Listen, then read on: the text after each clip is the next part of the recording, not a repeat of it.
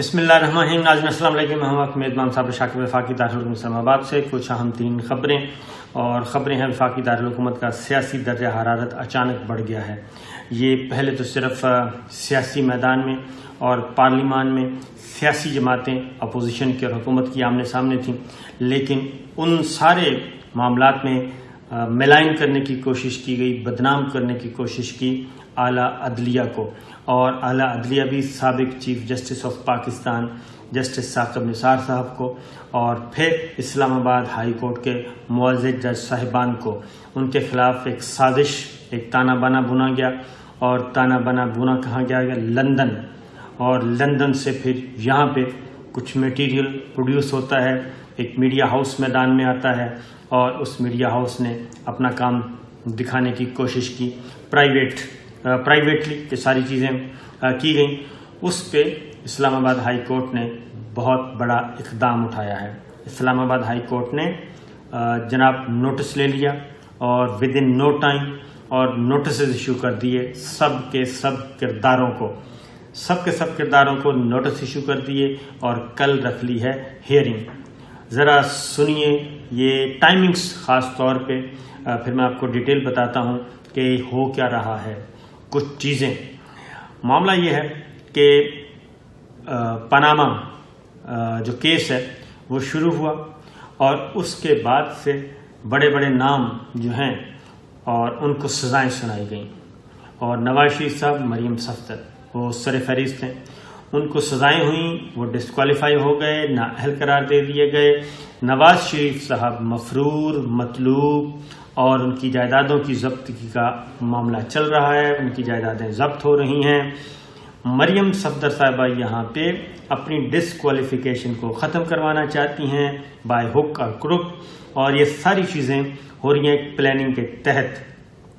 ہو یہ رہا ہے کہ اسلام آباد ہائی کورٹ میں اب اپیلیں لگی ہوئی ہیں، اور اپیلیں نواز شریف صاحب تو ہیں ہی مفرور، ان کی تو جائیدادوں کی جو ضبطی ہے، ان کی نیلامی کا عمل شروع ہو چکا ہے. وہ تو ایک الگ چیپٹر ہے اور وہ واپس نہیں آ رہے، کیونکہ عدالتیں ان کو مجرم قرار دے چکی ہیں، ان کو مفرور قرار دے چکی ہیں، ان کو مطلوب قرار دے چکی ہیں. اور ادھر لندن میں معاملات اس سے بھی زیادہ ان کے گھمبیر ہو چکے ہیں، اور وہاں پہ بھی معاملہ وہ اپیل پہ ہیں. اور انہوں نے اس لندن کی، یعنی کہ لندن کہہ رہا ہوں، برطانوی حکومت نے ان کو مزید اسٹے سے انکار کر دیا ہے. ان کا ویزا جو ہے وہ ایکسپائر ہو چکا ہے. 6 ماہ سے زیادہ ایک آدمی رہ نہیں سکتا ایک مرحلے میں، ون گو میں. 180 دن کے اندر برطانیہ چھوڑنا لازمی ہوتا ہے. تو لہٰذا وہ اپنے آپ کو ادھر ایک پولیٹیکل اسائلم کا کیس بنا رہے ہیں، اور پولیٹیکل اسائلم کا کیس بنانے کے لیے یہ ساری توگ و دو کی جا رہی ہے.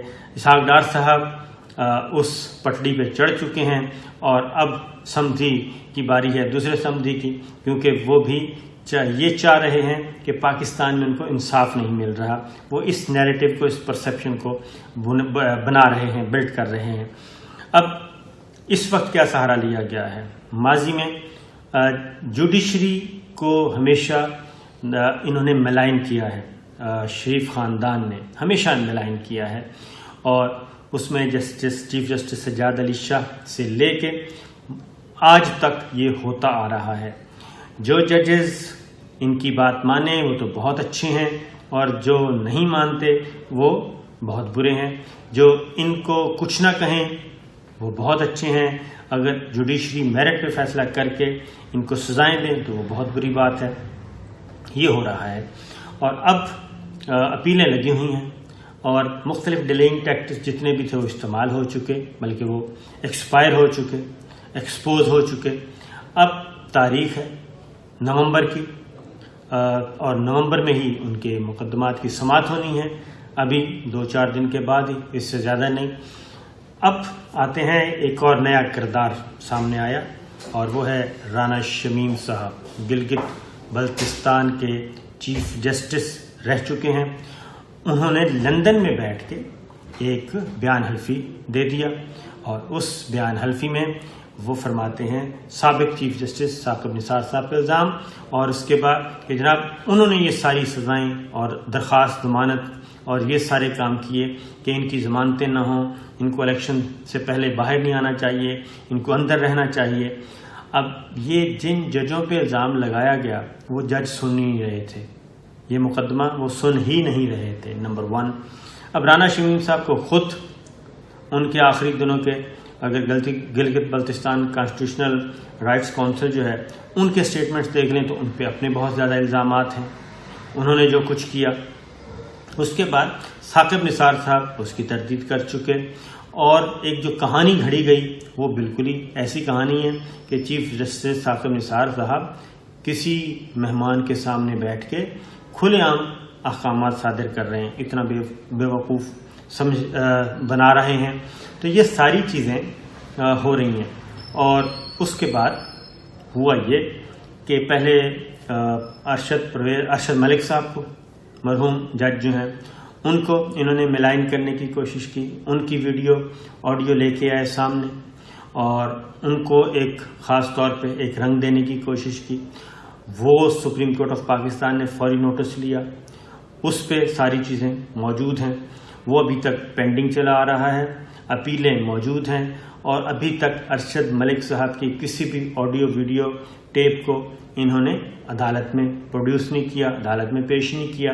لیکن یہ ساری چیزیں دکھانے کا مقصد یہ ہوتا ہے کہ لندن میں بتایا جا سکے کہ ہمیں تو انصاف نہیں مل رہا، اور جو ہمیں سزائیں ہوئی ہیں وہ تو ہوئی ہی جو ہے وہ ملی بھگت سے ہوئی ہیں، اور عدالت نے میرٹ پہ فیصلہ نہیں کیا۔ یہ سارے کردار، کبھی ارشد ملک صاحب مرحوم کی آڈیو ویڈیو آ جانا، کبھی کسی کی، اب رانا شمیم صاحب کا سہارا لیا گیا ہے۔ رانا شمیم صاحب لندن میں موجود ہیں، اور لندن میں بیٹھ کے انہوں نے یہ کام کیا، ایک بیان حلفی تیار کیا، اور اب اتفاقات دیکھیں کہ اسی نوٹری پبلک سے نوٹرائز کروائے گئے یہ ڈاکومنٹس، جس نوٹری پبلک نے وہ ڈاکومنٹ تصدیق کیے جنہوں نے نواز شریف صاحب کی میڈیکل سرٹیفکیٹ کیا تھا، دونوں ایک ہی ہیں اور ایک ہی ونڈو میں یہ سب کچھ کیا گیا۔ پھر اس کے بعد نوٹری پبلک کیا کہتے ہیں؟ وہ کہتے ہیں جی یہ بیان سچا ہے جھوٹا ہے، اس سے میرا کوئی سروکار نہیں ہے، وہ تو ابھی فیصلہ ہونا ہے۔ میرے پاس تو جو آیا ایک پیپر، اور انہوں نے کہا جی یہ پیپر دستخط کر دیں، میرا پیپر ہے، یہ میرا سٹیٹمنٹ ہے۔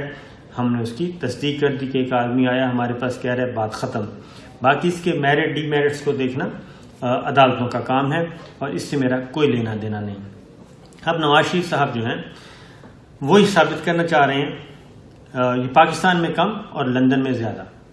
مریم صفدر صاحبہ بھی وہ یہ ثابت کرنا چاہتے ہیں لندن میں خاص طور پہ کہ جناب ہمیں وہاں پہ جو سزائیں ہوئی ہیں وہ سزائیں تو ساری کی ساری اس میں اسٹیٹ مشینری انوالو ہے، اس میں جوڈیشری انوالو ہے، یہ الزامات لگا کے وہاں پہ ثابت کرنا چاہ رہے ہیں۔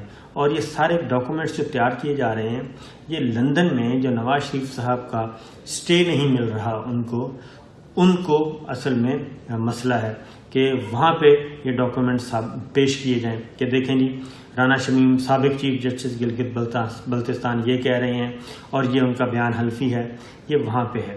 اب یہاں پہ کیا ہوا؟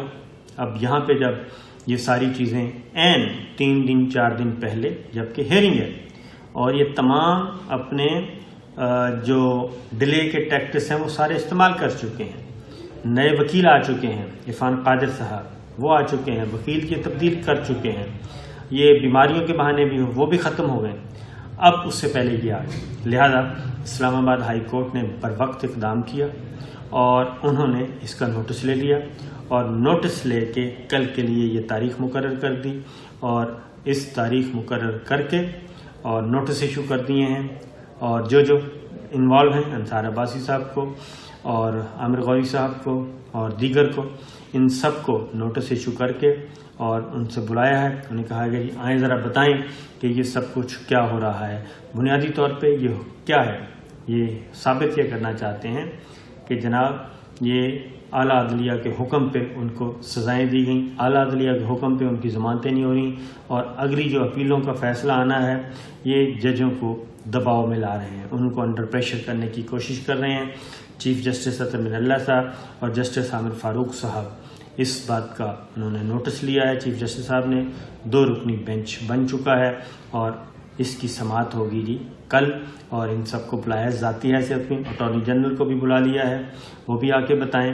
تو یہ معاملہ یہاں رکے گا نہیں. اس کی ریزن یہ ہے کہ یہ پہلے بھی ججز کو پہلے بھی دھمکیاں ملتی رہی ہیں، ان کو برائب کرنے کی کوشش کی گئی، ان کو دھمکیاں دینے کی کوشش کی، اور جسٹس اعجاز الحسن صاحب کے گھر پہ ایک فائر بھی ہو چکا ہے. جسٹس عصمت سعید شیخ صاحب کو بھی دھمکایا جا چکا ہے. ان سب کو یہ سارا کچھ کیا جا چکا ہے. پھر باقاعدہ طور پہ کمپین میں بھی یہ سب کچھ کیا جا چکا ہے. تو یہ دلچسپ معاملہ ہے، اور اس دفعہ شاید رزلٹ وہ نہ نکلے جو کہ انہوں نے نکالنے کی کوشش کی گئی. اس کی ریزن یہ کہ ایک یہ آپس میں انٹر لنک ہے.